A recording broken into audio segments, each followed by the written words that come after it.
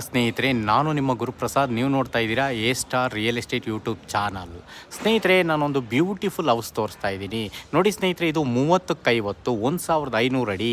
ಸ್ನೇಹಿತರೆ, ಕೆಳಗಡೆ 2 car parking ಇದೆ, 2 BHK ಹೌಸ್ ಇದೆ, ಕಾಪರ್ ಲೈನ್ ಇದೆ. ಅದ್ರ ಮೇಲ್ಗಡೆ 3 BHK ಹೌಸ್ ಇದೆ, ಯುಟಿಲಿಟಿ ಇದೆ.